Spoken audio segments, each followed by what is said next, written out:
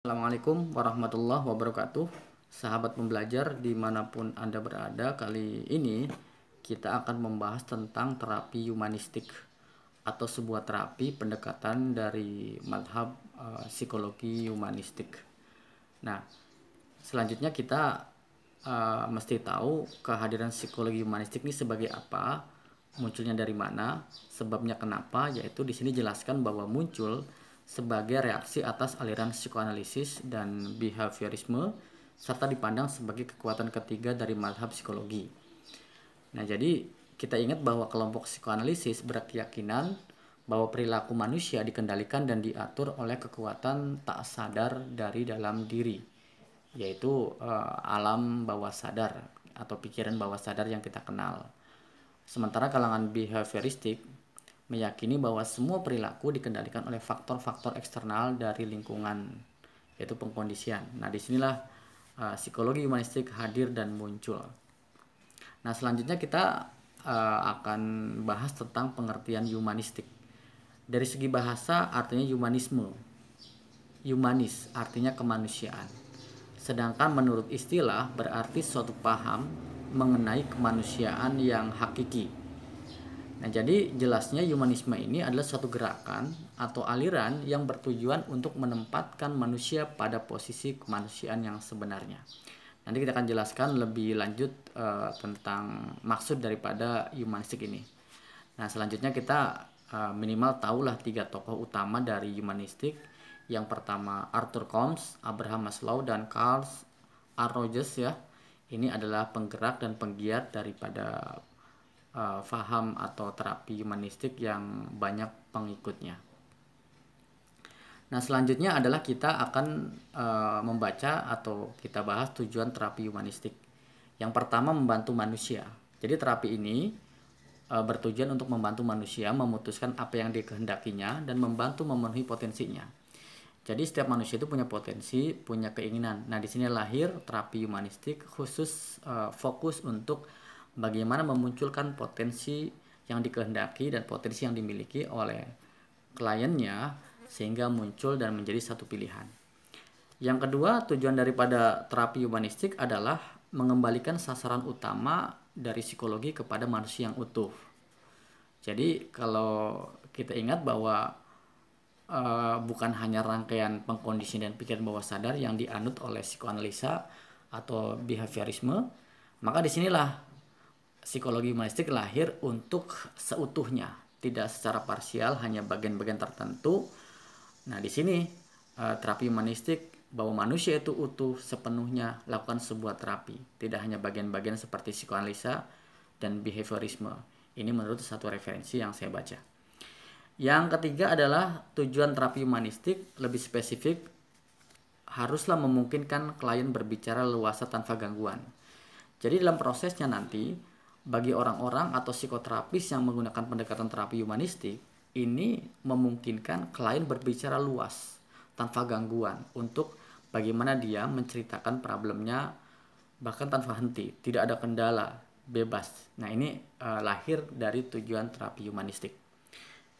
Nah, selanjutnya kita akan melihat bagaimana seorang psikoterapis atau terapis humanistik. Ada beberapa karakter yang mesti diketahui oleh kita. Yang pertama bahwa seorang psikoterapis pendekatan terapi humanistik ini menyebut pasiennya yaitu dengan nama klien. Jadi bukan dengan yang lain-lain seperti pasien tapi klien.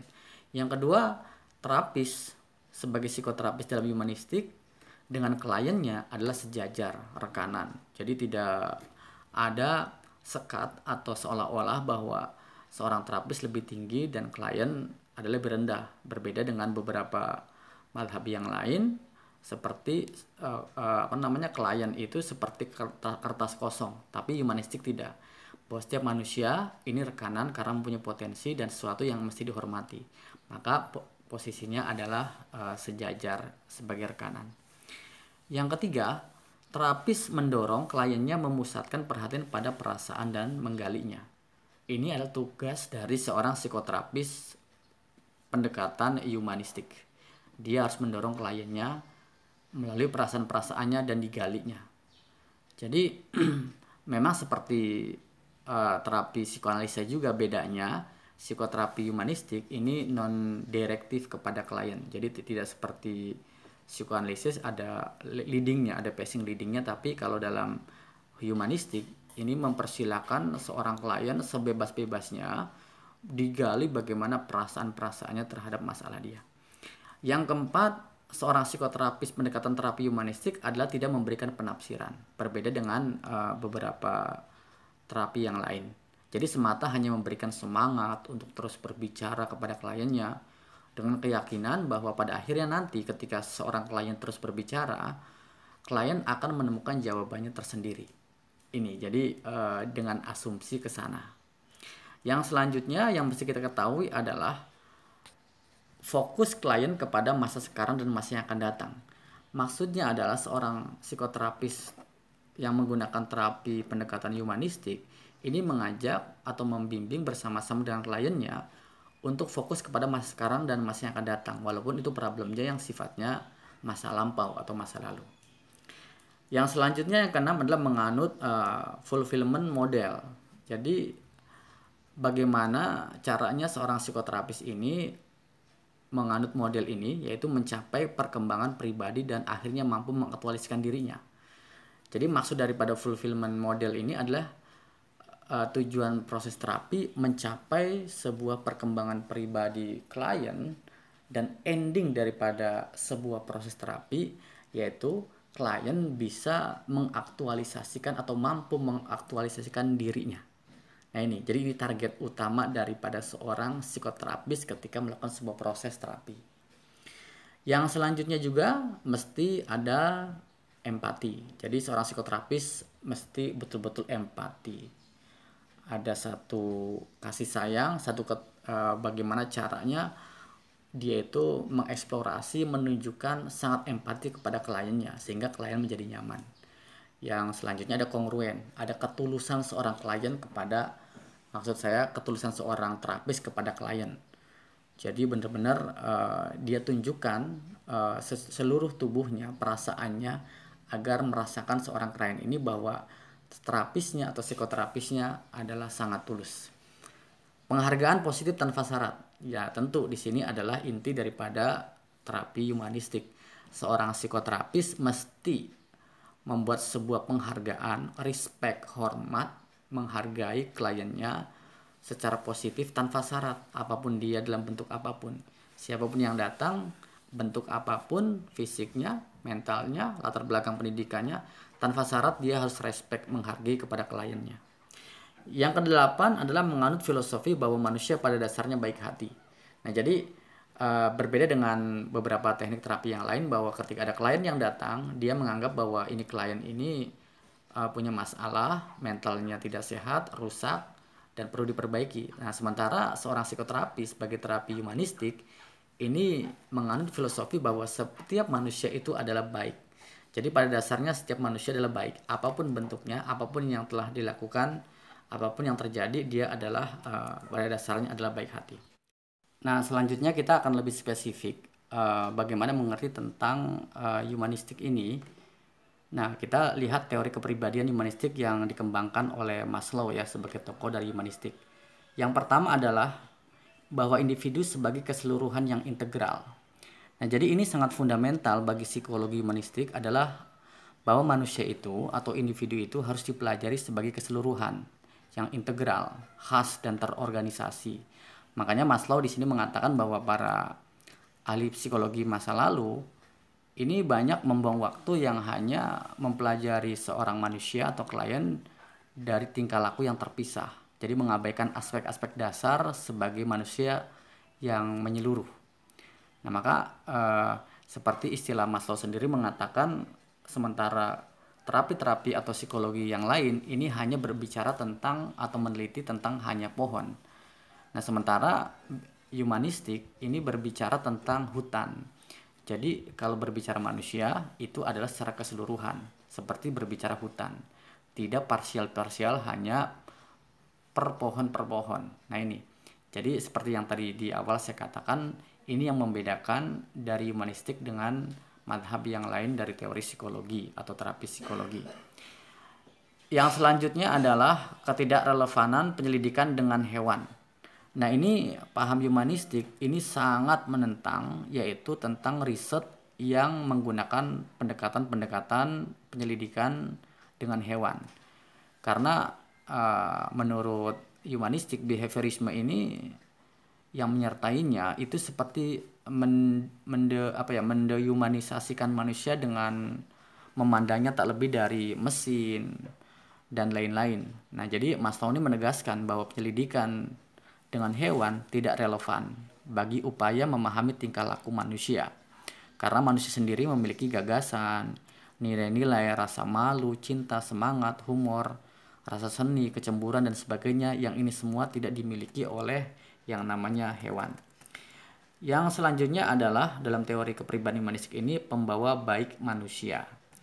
Jadi psikologi humanistik memiliki anggapan bahwa manusia itu pada dasarnya adalah baik, atau tepatnya ya minimal netral lah.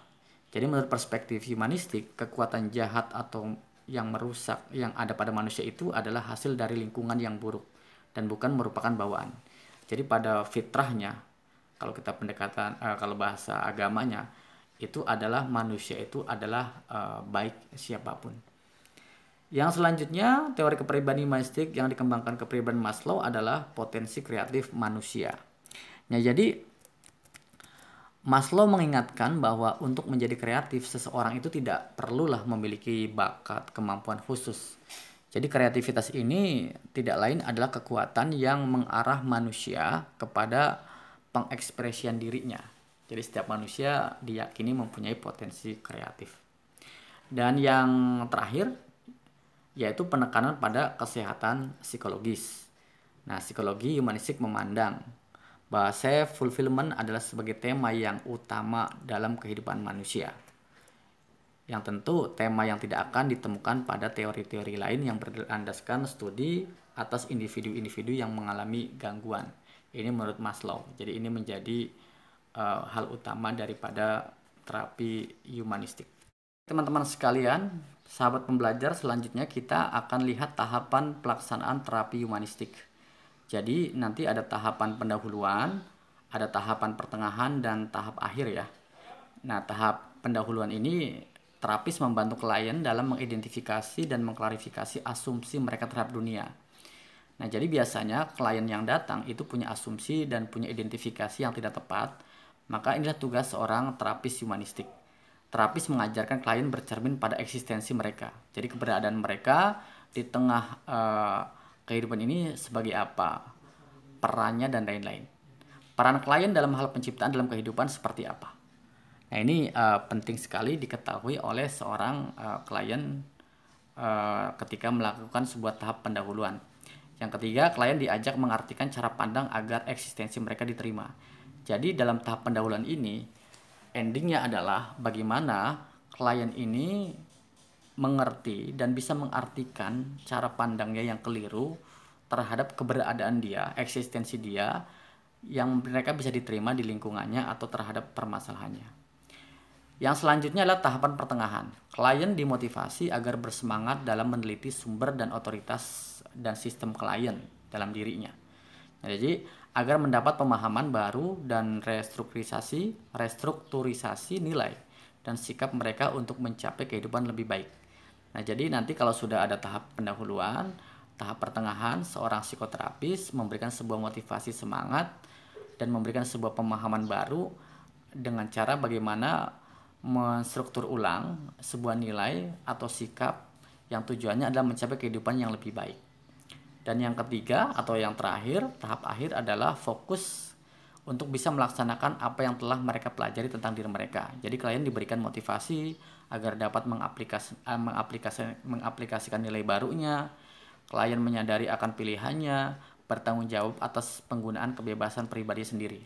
Nah, jadi nanti pas teknisnya ketika klien berbicara panjang lebar segala macam, nah ujung daripada terapi adalah bagaimana klien ketika menentukan pilihannya, dia dapat melakukan sebuah aplikasi nilai-nilai yang baru ia dapatkan dari proses konselingnya atau terapinya.